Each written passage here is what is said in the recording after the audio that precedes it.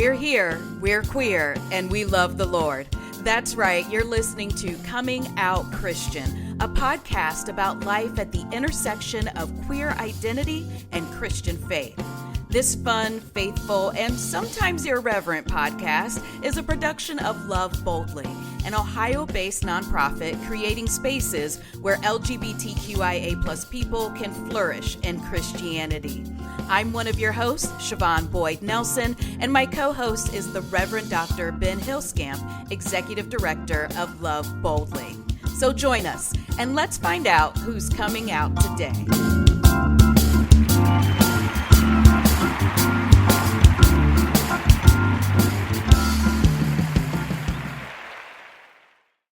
Ben, hello. It's so good to see you. It's good to see you too, Siobhan. How are you? Oh, I can't complain. It's the middle of June. I mean, come on. Yes, indeed. And, it just occurred to me that this episode's coming out on June 14th. Yes. Which means starting tomorrow, or really starting today, this is Columbus Pride Week. It is. Which for our guests in Central Ohio, where you and I both are, this is our kind of big week. Not to be clear, there are Central Ohio Prides all throughout the month of June and before June and after June. Yes. So, and Columbus Pride, while the biggest and the biggest in Ohio as well, is not the only Pride in Central Ohio. I do want to be clear about that. Yes. But we are gearing up for a very big week for us here in Central Ohio, in Columbus. Even for us in Love Boldly, we have the Interfaith Pride Service coming up on Tuesday. Right. So there's a lot for us to get ready for this week. I cannot wait for the Interfaith Pride Service. It keeps getting bigger and better every year. We get to see so many amazing people coming together and saying, yeah, actually, this is part of my life and it's part of my pride. And the fact that queer folks are coming together and saying, hey, faith in some sort or shape or form is part of my life, and I am going to stand up boldly and say it and acknowledge it during this really important week. Ooh, that's really cool, Ben. Awesome. Yes, it is. Yes, it is. And as this is our third annual, I've heard many people already say that this has become part of their Pride celebration, the part of their Pride Week, which after That's only so 2 years amazing. of doing this is just awesome. Yeah, and I guess we should probably tell our listeners, if you've never been to an interfaith pride service, it's a really neat experience. It is not Christian focused. We really do try to be as interfaith as possible, bring in multiple faiths, 5, 6 different faith speakers that will share something meaningful to them around the pride season. They will do some education around their faith. So if you're someone who's out there looking for a faith space, but maybe not ready to commit to a church or walk into a church building or a faith space specifically, and you'd like to maybe do some faith exploration in a very queer, affirming, inclusive space, wow, this is a really neat way of kind of, I don't know, I don't want to say pop the cherry, but really just kind of jumping in there. It's safe. It's it's one of the most joyous things to do from a faith perspective, I think, and it's one of the easiest ways for a queer person to dip their toe in. How's that? Is that a little bit better? I think they both work. It's a queer space. Yeah. All right. So, it's June. All the pride stuff is going on. I just want to remind folks, drink water, wear sunscreen, drink more water than you need, put on sunscreen more often than you think you should. Remember to rest, and maybe leave the 6-inch heels behind and opt for a comfortable shoe. The blisters you won't have tomorrow, or a week from today will thank you. Your feet will thank you a week from today. And I say that as someone who's been doing this for about 20 years. And has worn 6-inch heels at Pride? In the evenings at the parties, I think I was maybe a 4-inch. I don't really, I'm already so small. I don't know that if I could do a 6-inch, but I gave up heels about 10 years ago, Ben. I'm on the old side nowadays. But I love to see them. Those of y'all that are still out there in the heels, I live vicariously through you. I cannot wait to see all of the amazing outfits. It's a runway at Pride. I will tell you, one of the best things about sitting and working Pride, which is what I do, I work multiple Pride booths every year for nonprofits, but I get to see there and literally watch a fashion show every right. It's just a beautiful, beautiful, queer, inclusive, affirming fashion and celebration of creativity and expression and who we are. And that's like it, and it's free. Like, oh, love it. I'm getting ready. It's February, Ben. I got to calm down. I'm never Same, same. All right. Well, let's get into today's guests before we get too far into Pride. But I know we are just going to have such an amazing conversation today because today's guest is Rory Sinclair Chumney, who uses he, they pronouns. Rory is a queer trans man, a seminary student, a professional activist, a Christian anarchist, and the person behind the Sanctuary for the Sacred Deviant. For the Dungeons and Dragons nerds out there, Rory considers himself to be something like an IRL cleric minus the magic hands. Rory is also a pretty recent returnee to faith. Rory grew up in a deeply Christian nationalist evangelical environment before leaving the church in his teens. He refers to the next 15 years as his Jonah arc, with him running from God, religion, and the church despite having constant brushes with all three, until he finally accepted his calling to become a pastor in 2022. Rory has a special focus on healing religious trauma, anti war and anti empire pacifism, and making new and more inclusive religious spaces, including to fellow queer people, of course, but also to immigrants and refugees, those of other faiths, and generally those who don't fit the Christian mold. He puts it this way: my heart is with the broke bitches, the queer and kinky and non monogamous, the tattooed and pierced punks and protesters, and all those who prefer disorganized religion. Outside of seminary and work, Rory loves writing, tabletop gaming, creating art, and spending time with his wife and best friend of 14 plus years, who actually isn't Christian, but a witch. Together, they have a veritable zoo of pets that Rory loves deeply. Rory, thank you so much for being here today. Thank you so much for having me, Ben and Siobhan. It is such a pleasure to see you both, and I am so happy to be in this beautiful June weather up in upstate New York, though I'm traditionally from Michigan. I'm just up visiting at the moment. Well, we'll allow it. Now we have a we have a history with Michigan on this podcast, but we will absolutely allow it. Thank you for joining us from upstate New York. And Rory, we have to start with our first question we ask all of our guests. What is your testimony? What is Oh your my, story at the intersection of queer identity and Christian faith? oh my goodness. So my testimony, you covered a wonderful amount of it in my bio, and thank you so much for that.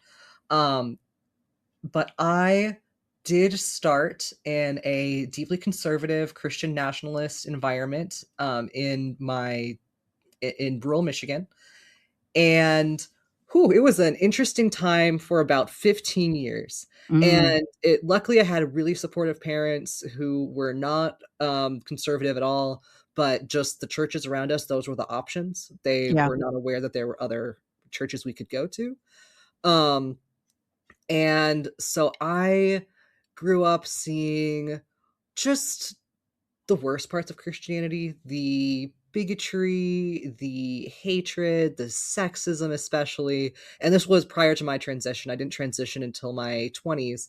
And Hmm. so kind of grew up with that female purity culture type stuff, the purity balls and all of those weird things. Yeah. And then we church hopped a bit trying to find a less conservative church, but they kept on just getting more conservative, until I ended up finally being kicked out in my teens. I was 15, and there was a really interesting moment where a youth pastor told a young Jewish girl that she was going to hell. And so it was super interesting, and I had a lot to say about it.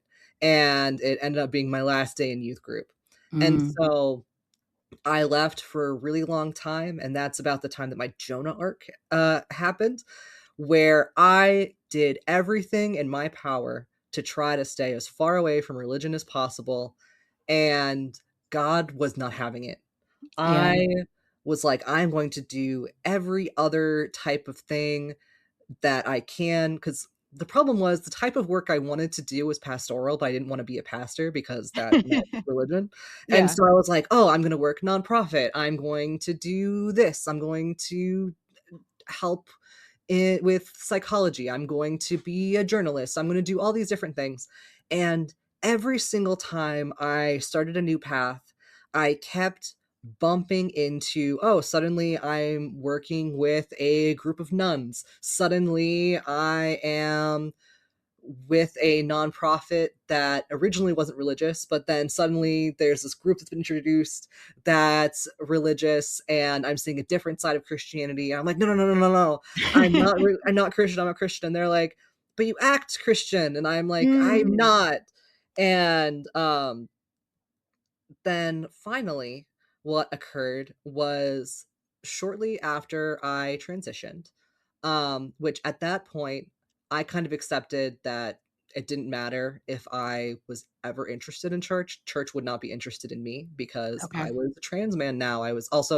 I'm heavily tattooed and pierced. You guys can't see me who are listening, but I have tattoos all the way down my arms, on my neck, and I have piercings all through my face. And I just was like, oh, they're not going to want me at a church Mhm. at this point.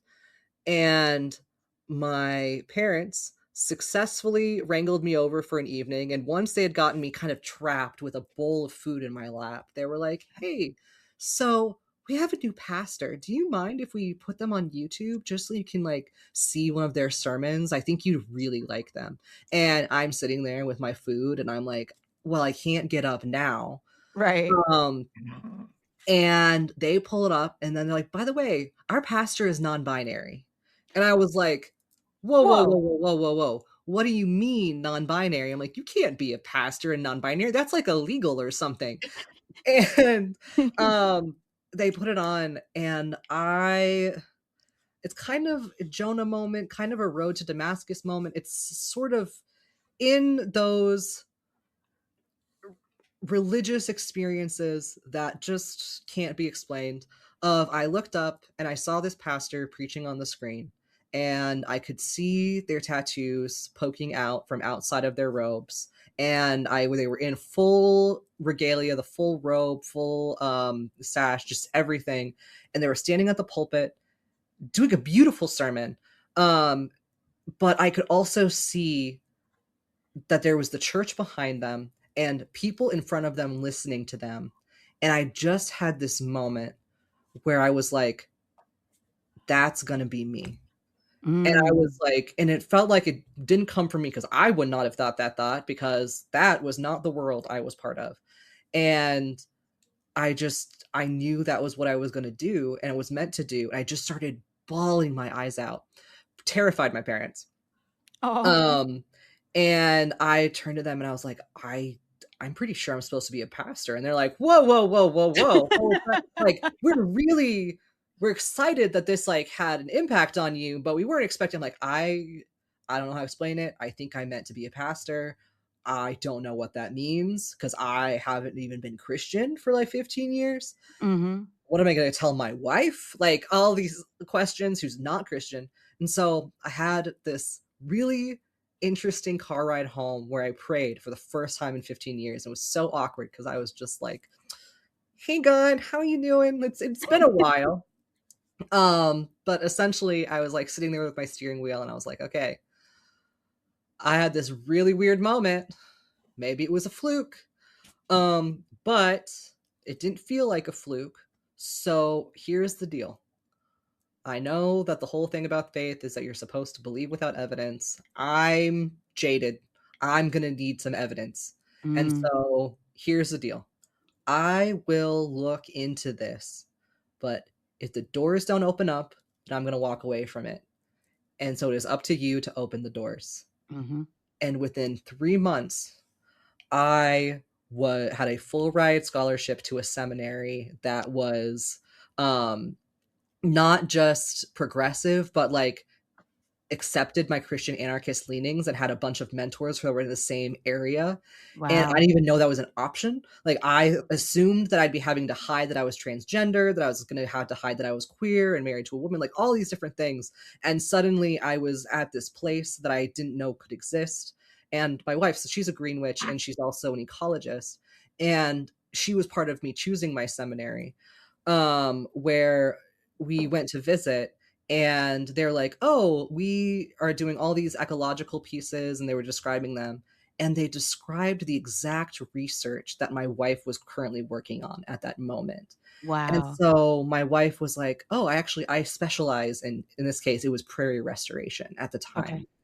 And there was this click of everything came together, and then a few months later I started seminary, and I've been kind of on a roll since then. And there's just been this weird mix of work experiences and life experiences and school experiences that have just turned into this giant snowball of pushing me towards this path that at this point feels very inevitable. Hmm. But there was the last piece of my testimony is kind of the moment that I switched from, oh, God is telling me to do this, to I want to do this, Ah. where it was actually recently. It was in the wake of the 2025 election. It's been a wild year for me. I actually at the time worked in a DEI position in higher ed, and my whole job was disintegrated along with my department. Yeah. And a whole bunch of pieces came together of lots of protesting, lots of different types of work. And there was this moment where I was sitting with a group of students, and most of them were queer. It was a mix of queer and immigrant students. And it was this like, how are we going to get through this? How is this able to happen? And there was this comment that one student made about, I can't believe Christians can do this. And I just had this moment of like, they're not Christian. Mm. And we got into a deeper conversation about empire and the hijacking of Christian language to further empire, and how, and that was the moment that I decided it's important for me to say that I'm a Christian, because it shows that there's a different path than the one that's currently infiltrating all of our media. And we can weaken that voice by being openly Christian in a different way. And that's been kind of guiding me for the past year, is be openly Christian in a different way so that it disempowers the voice on the other side that's using it for hate. That is beautiful. I love that sentiment of being Christian in a different way, and not allowing the cultural rhetoric that's out there right now of God is anti-queer Yeah, to be the rhetoric, right? And always and challenging that and pushing back on it every chance we exactly. get. Yeah. Exactly. I would That's such a beautiful story. Very much, you said the road to Damascus, Jonah, prodigal son type of, Yep. imagery going on in there. But the piece that I loved and I really resonated with was the conversation that you had with God in the car. And Yep. I resonate with it for two reasons. I learned to pray in the car. Well, and by when I say learn to pray, I mean learn to be honest with God and have a conversation that was really from my heart. Like there was a level of honesty and vulnerability, and it was from my heart. And I couldn't do that any place but my car. Yep. Is really where because it's just you and God and the steering wheel, like you Yeah. said. And what comes to mind for me is that that's often where I had some of the deepest conversations with my son as well. There was this ability for him to be vulnerable and honest with me because I wasn't looking at him and I was focused on the Mhm. road. You know how teenagers are. Yes. Um, 100%. yeah, and I think I think it's the same thing. I think that there's a mirroring there of I can be honest and vulnerable with God the Father when Yep. I'm in the car, the same way that my son could be honest with me, his parent. Exactly. 100%.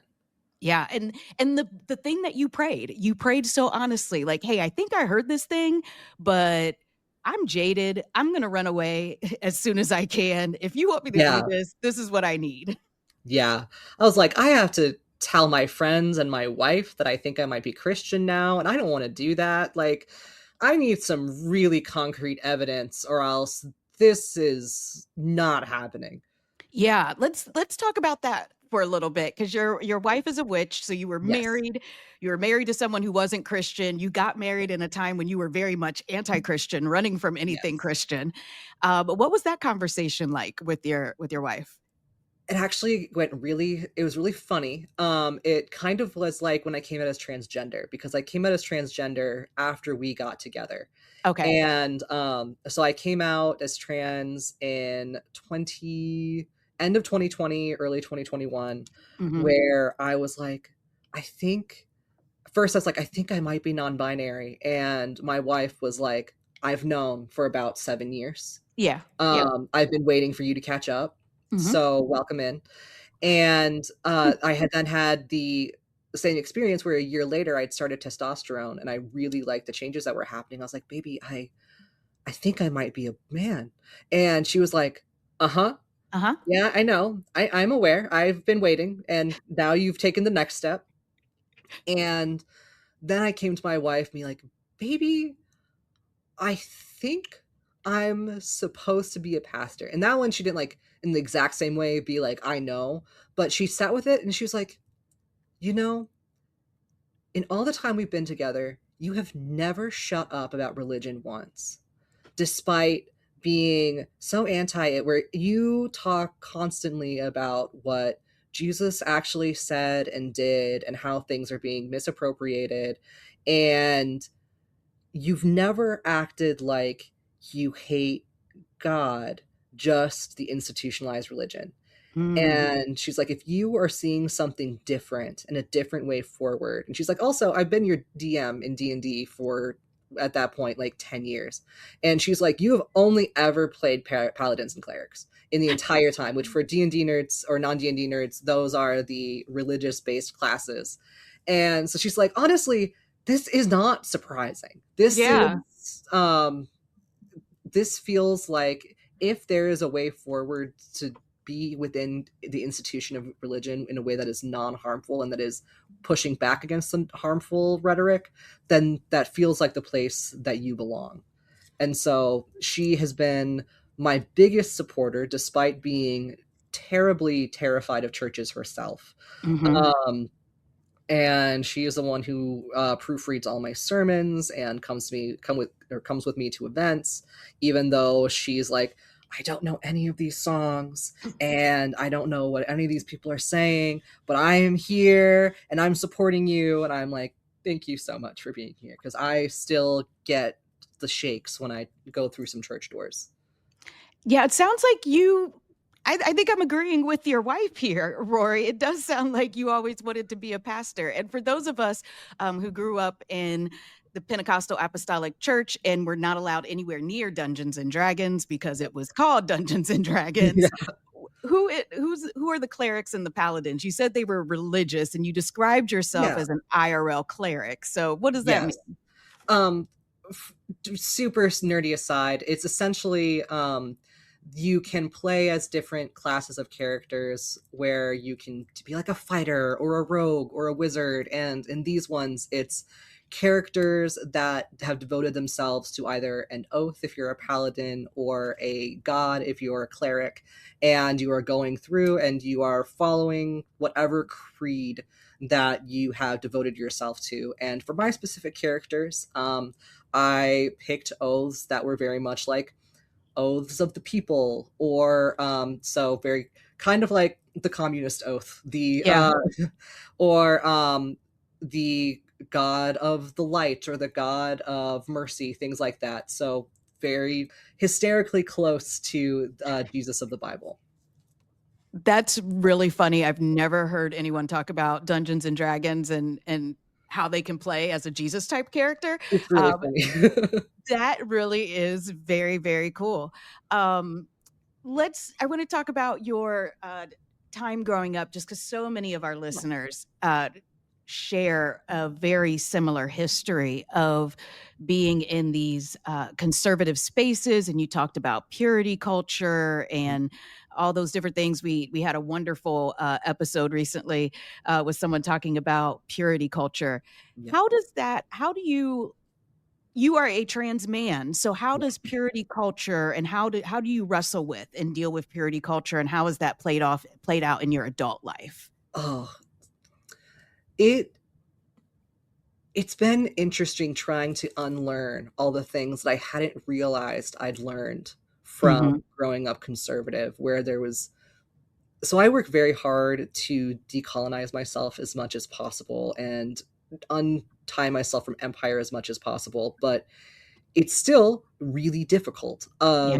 It's very pervasive, especially when we've learned it from a really young age. And so a lot of it has been always second guessing my knee-jerk reactions to things until it stops being a knee-jerk reaction. I was really fortunate that during my time of running away from the church, I was introduced to the non-monogamous and the kink community and the different queer spaces that just introduced me to how expansive and unbound different types of love and self-expression and embracing yourself and your own humanity and dignity can be.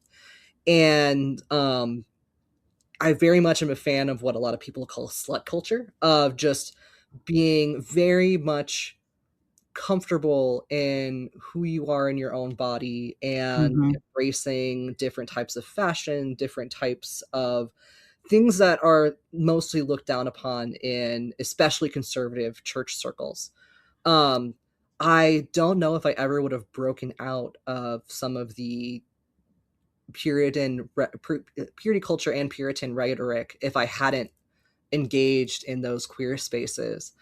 And it's just been so freeing. Since then, obviously I'm not ordained yet, though it's coming up. But I've been the non-actual pastor or I haven't been able to actually be an officiant, but for non-monogamous couples who are not able to get legally married, I have been their pseudo-officiant at several non-monogamous weddings. Okay. And that has been one of this most freeing experiences of breaking away from purity culture, of just embracing joy and using religion as a way to embrace the diversity and wildness and rewilding of religion and life. Oh, the rewilding of religion. Now Yes. that sounds like fun. That is my favorite thing. There's an author named William Stringfellow who I absolutely love, who he talks at length about how the most important thing for the survival of the church is to deinstitutionalize it and to rewild it. And I am 100% on board with his line of thinking.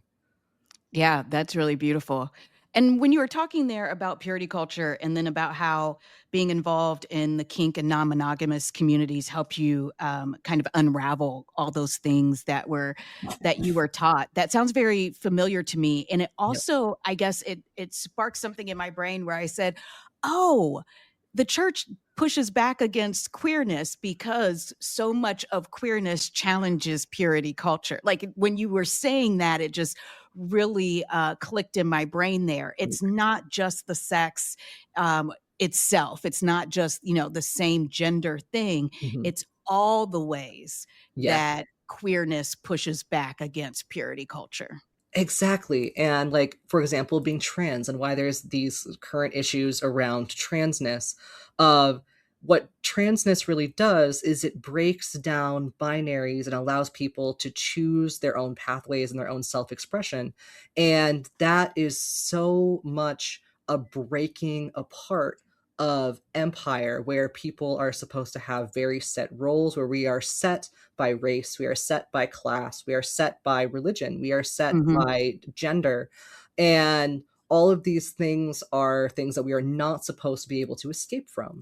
And once we start breaking down something that seems so immutable, like gender, where it's like, actually, I'm not in my case, not a woman. I am actually a man. I'm just a very feminine one that really, Mhm. and it's when you start playing with those things of like being masculine men, feminine women, or excuse me, masculine men, feminine women, masculine women, feminine men, all these different places, it breaks down empire in a whole new way. And when the church is upholding empire and is really empire in a trench coat, Yes. then it challenges the church structure. Right. And especially when you're looking at things like the Pauline epistles that are being misused in this way to uphold this all these false dichotomies, um, it really starts poking holes in those false dichotomies and letting it fall away. And I think it's a really beautiful process, but one that is heavily pushed back against in parts of the modern church. Oh, absolutely. And the idea, I think, non-binary and trans folks really push back against the church along gender lines Yep. because so much of what is allowable in the not just in the church but in the Christian life Yep. is based on gender. And so much of the power that you have in a Christian life is based on your gender. So, what then of um, that power dynamic floating in a single person? Like, how does that power dynamic change for an individual post transition, and how and can the church not deal with that? Or for non-binary individuals, when I come from a very Pentecostal apostolic background, and there's so much about what you can wear, Yep. and on your body, and the ways that you can adorn your body as a man or a woman, and what are the rules for a non-binary person, right? Exactly. They push back against the whole thought of having rules about appearance and what one can wear based upon gender. Exactly, and it also shows how wild some of it is, because I remember the first time I experienced male privilege after growing up as a woman for 24 years, Mhm. and suddenly going into a space and previously being someone who got in trouble for taking up too much room, for speaking my mind, for taking on leadership roles. Suddenly I was being praised for those things. And there are some promotions, frankly, that I've gotten since transitioning that I do not think I would have gotten prior to transition. Yeah. And it really shows how insidious a lot of this stuff is, but also how laughably malleable. Yeah. Because I'm like, sometimes I feel like I'm getting away with something because I'm like, I wasn't born this way and you don't realize it. And everyone's like, oh, I can tell. It's like, you can't. You cannot. And it's yeah, it's just so fascinating, but I love seeing how it just kind of falls apart in its own hands as soon as queerness is introduced to the mix. Yeah, it really does, and it's something, Ben will tell you, I will go on and on about the church's relationship with sex, and how the church really needs to improve it needs to have a relationship with sex other than sex is bad, Yes. and, because that's not a relationship. No. And in order for the church to truly have a relationship with parishioners, with its people, it needs to be able to have a relationship with the whole person, and Yep. that includes sexual beings. Exactly. Um, and it sounds like something that you are very much pushing for, but I want to learn more about your sanctuary for the sacred deviant and what exactly that means. What's going on there? Oh my goodness. So where do I start with the sanctuary? So the sanctuary, previously in a different iteration that will tie back in, was called the Heretic Interfaith Ministry Network. And the whole point of it was, I formed it, or I'll back up even further. I knew walking into seminary that the niche that I wanted to carve was that I wanted a space to explore faith and community in a way that didn't use most of the traditional elements of a church service. Because I went into a church service shortly after realizing I was going to be a pastor, and I immediately had a panic attack when the music started. And I was like, how am I going to do this? And so I was like, I know I'm not the only one having this experience. And I also was like looking at myself, looking at the people I cared about, having conversations with the people I cared about, and getting this feedback of, if I heard about religion from you instead of someone else, I'd be religious. And I was like, there needs to be a different kind of space. And in a lot of ways, church needs to be reworked from the ground up to allow people to have a relationship with God than with, as I'm going to call it, pure tradition or dogma. Yeah. And so I'd been kind of percolating on this stuff, and I had some experience with streaming, like on Twitch and YouTube and different spaces like that. I was previously a social media manager for a nonprofit, and so I had background using online forums. And so I was like, I think there needs to be an online church space that allows people to dip their toe in without ever having to cross through a church threshold, without having to give their names, where they can purely receive for a while and decide if they're comfortable. And also a space that can shout from the rooftops, hey, the type of Christianity that you're hearing about isn't the only type. We're here as a counter voice to that, and we have all of this information, all of this other faith perspective that is frankly better researched, that you can come through and be like, hey, these things that are being said are wrong, and it is a misappropriation. So all this kind of came together into initially the Heretic Interfaith Ministry Network, or HIM. And it lasted for about 3 months. And the reason why it lasted for such a short amount of time is that I formed it when the 2025 election happened. And then I broke it down shortly after the inauguration period, when I had that realization that setting ourselves apart from Christianity was doing more harm than good. And where, one, the idea that people could actually face real harm for being called heretics right now. And then also that it empowered the empirical Christian voice, or the empire Christian voice, of saying that that's actual Christianity and that we are an offshoot, where if we're instead, I want to flip the script and be like, no, that's the usurpation, and we are the actual. And so that's when I switched it to the Sanctuary for the Sacred Deviant.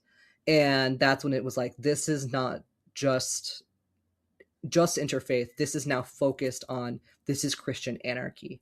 And what makes it Christian anarchy specifically is that it's anti-empire. So it's on the other side, there's empire, then there's anarchy on the other side of empire, of God is the highest power and the highest law, and God specifically being love. And that supersedes all nationalism. It supersedes all laws. So the current laws around ICE, for example, of like turning people over, being like, we don't follow those things. And it supersedes all duties. And so love and God supersedes all duties. And that's how I interpret Christian anarchy. And the Sacred Deviant is a space for people to learn about that, embrace that, and build community, starting in an online way.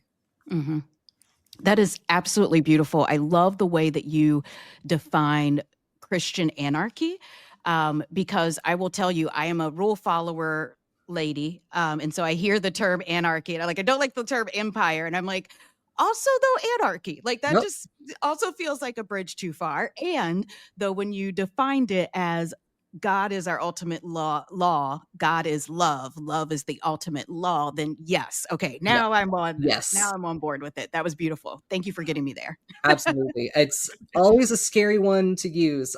People say that Dorothy Day is considered kind of the mother of Christian anarchy. And she, and before her, I hadn't heard the term, and I also thought it was a bridge too far at the time. And then I learned about it from her perspective, and then through some theologians that followed her line of thinking. And I was like, oh, no, this is exactly my wheelhouse. Yeah, and it sounds like first with the first iteration and now this iteration, you were really bringing people together to have these conversations that you were having with your wife. So good for your wife that you actually are now talking to other people about it and not just. Exactly. And I say that as someone who is always talking my wife's head off about something, Yep. and they're often like, "Well, don't you want to go to seminary? Like, you keep bringing up these theological conversations. Don't you think you should go to seminary and talk to some of those people?" Yes. Yeah. I 100% understand, and that is part of putting it together. Was my wife was Okay. like, "Thank you so much. It is 2 AM. I do need to sleep, and I'm sure there are other people who understand what you're saying far better than I do." That is absolutely beautiful, but that's such a good relationship. I love that marriage. I love that honesty. Thank you. I'm very happy, and this is actually, tomorrow is our wedding anniversary, so, Oh, I am congratulations. Congratulations. Thank you. So, it's very topical. Yeah, yeah. Um, Ben, I haven't given you a chance to say a word today, and I know that's pretty typical, but I just wanted to make sure, just because Rory can talk theologians with you, and I know that I always fall down when it comes to that. So I didn't want to get in the way of you having a great theologian conversation. No. You're fine. You're fine. I had written down a few notes, but we're so far past them in the conversation at this point. It doesn't make as much sense to go back. Um, but no, don't worry about it. This is how we break down the podcast. It works. Well, Rory, I want to follow up with just a final question about where you see yourself after seminary. So you've got the sanctuary for the sacred deviant. Are you going to seek ordination? Do you think that you're going to be an IRL pastor or IRL cleric in a typical space? Or are you looking to build maybe a different type of space, like you said, that doesn't have all of those traditional things so that folks will feel more comfortable? So I am so excited and so scared. So I'm actually in the process right now of looking into grant funding for a church start. Mm, Um, and to make the sanctuary for the sacred deviant my either a part-time job while I work with another church, or eventually, hopefully, a full-time job where I can be this new weird kind of pastor that is part pastor, part chaplain, part streamer, part all these different things of combining a lot of very, very new technology together in a way that is a pastor, but not in a way that it's usually been seen before. Um, in the meantime, I am definitely pursuing ordination. My biggest reason is because, as much as I am an anarchist, there's also part of me that's a rule follower, specifically around. I, as someone who's experienced religious trauma, I'm too aware of the harm that can be done by people in churches that are self-ordained. And mm. so I have found a denomination that I really love, the United Church of Christ, and I am working with them towards ordination because I think it's really important to have some sort of higher authority just checking in from an ethical perspective. Um, and so I'm pursuing that, and I'm working with my home church, doing a lot of pulpit supply right now. I've been doing uh, most Sundays, I'm at some church preaching, Okay. and then moving towards full-time pastoral community care type work. That sounds absolutely beautiful, Rory. You sound like the I don't know, I don't want to say newest iteration, but you definitely sound like someone who is working toward building a pastoral model for our time, which is a very particular time. And we've got a lot of pastoral models from previous times. And I think the latest iteration was the TV preacher, right? Like there was a time when it was like, oh, we can get on the radio, we can get on TV. And here you are, someone who has streaming experience. You can do Twitch, right? All those different things. And it feels like and we are also having conversations about empire and about the church's role in empire. And so bringing those two very modern pieces together into a 21st century model of what a pastor can be. And it's Yep. so brave. And I say that just because it's hard to do things without models. Yes. It's easy to do things the way that everyone has done it and the way that you've seen it done 1,000 times. But it sounds like you are really trying to carve out a new space and do things in a new way, but with purpose, not just for the sake of doing it in a new way, for the purpose of loving on the people who are like you. My biggest goal is that I can prove that the blueprint works, and so other people feel brave enough to step into this kind of space and create spaces that are outside of how church has always been, and can let in more people who are further on the margins, who have felt that church has never had a place for them, where they can finally experience spiritual community for the first time.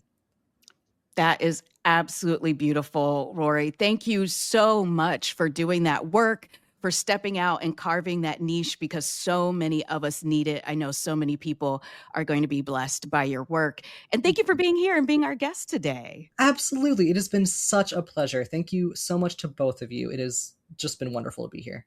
Yeah, we'll have to check in again in the future and see what amazing things that you are doing and catch you. We're going to be following you, catching you on YouTube, wherever you are. We're going to be very much interested to see what comes up next for you. Awesome. Thank you both so much. All right, y'all, it is time for us to jump into our segments. The first one is the query of the day. Yes, it's a pun. And that is because we are going to ask you a question. We're also going to ask our guest, and of course, my co-host, Ben, this query of the day, because we talked about Dungeons and Dragons, and I just don't think we talk about Dungeons and Dragons enough on this very Christian podcast. I want to know, who would you be? Like, if you had to be a class, and I'm going to ask Rory to name the classes of characters for us. And then I want to know, Ben, which class of character would you be, or do you play as? Because I don't know, Ben, maybe you play Dungeons and Dragons. Who am I to say? Rory, what are the classes of characters that we can choose from? Oh, geez, I am pulling up the full list. Oh, no, I'm so sorry to put you on the spot. Okay. We have, I'll do the main ones. Okay. There's barbarian, there's bard, there's cleric, druid, fighter, monk, paladin, ranger, rogue, and wizard are the main ones. Okay, those are tough, Ben. What are you thinking? So I have thought about this, even though I've never played. Okay. And because it wasn't just the apostolic tradition that wasn't into Dungeons and Dragons, the Catholics, big time, not into the. I think I would be a wizard. Okay. If for no other reason than I like wizards, and more importantly, I think I would feel pressure not to pick a religiously oriented character for fear that that people around me would be like, "Oh yeah, of course he did." Including my, I guess, sort of boyfriend person I'm seeing who is very into D&D. I feel like would just be like, really, you're going to pick the religious character? Of course you are. Yes, my wonderful friend Ben, who always wanted to be a priest growing up. So yeah, but a wizard is great. I love wizard. I was thinking wizard, but I was also thinking bard. I love to stand up and give a speech. And I know a bard is probably more of a poet, but an extemporaneous speech, I love getting up and talking to the folks. That is my jam. Yep. Would I get to do that as a bard, Yes, Rory? you would, yes. There's also, I would also pick bard because there's something called a lore bard, which is someone who collects information and shares that information in either That's neat. song, dance, or speaking. And so I understand. So we'd both be standing there as lore bards with all of our information, be like, do you want to hear about this story? Do you want me to share it with you? And That's literally so I am a lore bard to my wife. Poor wife. yes. Poor Shay, because I literally spend the entire day gathering random facts. And then when my wife comes home from a long day of work being an attorney, I go, random facts. And yeah, poor thing. All right. And so, Rory, are you still a cleric or a paladin or a lore bard? Are those your top three? If I was not going to be a religious class, I would definitely be a lore bard. I'd be alongside you right there, being like, here's all my facts and information, and let me share it all with you in stories. Yes. Oh, I love that. Very fun. Okay, listeners, we want to hear from you. First of all, did you play D&D? Were you allowed to play D&D, or were you like Ben and I, like, no? And if you could be any type of character in D&D, which class would you be? We want to hear about it. Join us on Instagram. Let us know there. Jump into the comments. Let us know there. All right, Ben. Time for some queer Christian history. It's 365. We're all out here. We've done so much stuff. Ben, let us know about our history. Well, I'm actually going to go into non-queer Christian history, but just queer history in general. Got it. And we are going back as far as I could find. Ooh. So there is a piece of, or a section of a Mesolithic cave in Sicily that is roughly dated to somewhere between about 10,000 BC and 5,000 BC. I mean, that's the kind of time period we're dealing with. Like, we don't know where in a 5,000 years spectrum of time this happened. But the rock art there depicts male figures. And while it's been interpreted by various scholars in various different ideas, one of the ideas is homoerotic sex. Again, some people have interpreted it as not sexual. Some have interpreted it as sexual. But a number of scholars have identified this painting as perhaps the earliest depiction of, in this case, male sex or sexual actions anywhere in the world. And while we know, I mean, the three of us know, our listeners know that queer people have always been here. Yes. Well, we may have been called one thing at one time and a different thing at another time, but queer people have always been here. But this represents perhaps the earliest depiction in writing or in art of what we would now call queer sexual relations. Wow. And it was good enough and fascinating enough that they needed to draw it. They needed to get it on that cave wall so that everybody would still know about it today. That's some good stuff. Thank you, Ben. Thank you so much.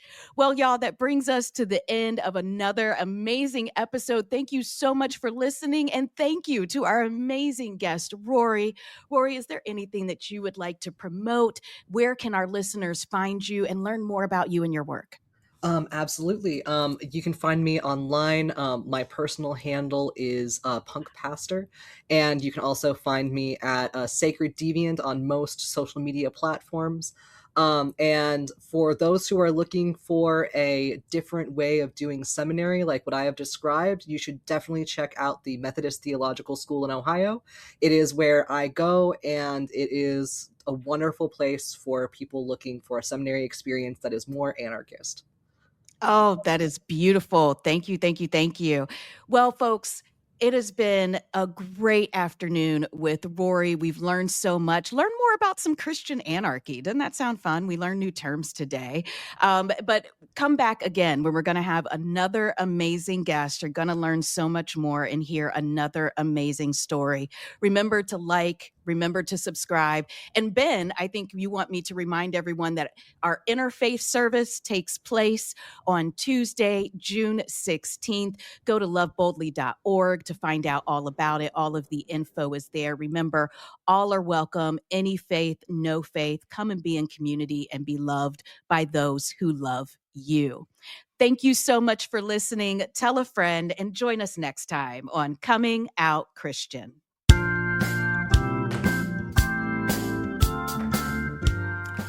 Thanks so much for joining us today. We hope this conversation encouraged you, challenged you, and maybe just helped you feel a little less alone on your journey. If this podcast has been meaningful to you, would you consider supporting the work of Love Boldly?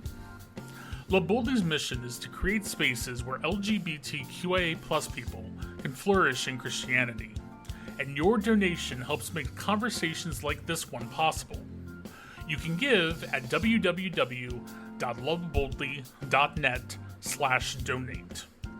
That's www.loveboldly.net/donate. Want to stay connected with the podcast? Follow us on Instagram at comingoutchristian_podcast for updates, resources, and community. Until next time, remember that you can be queer and Christian and queer.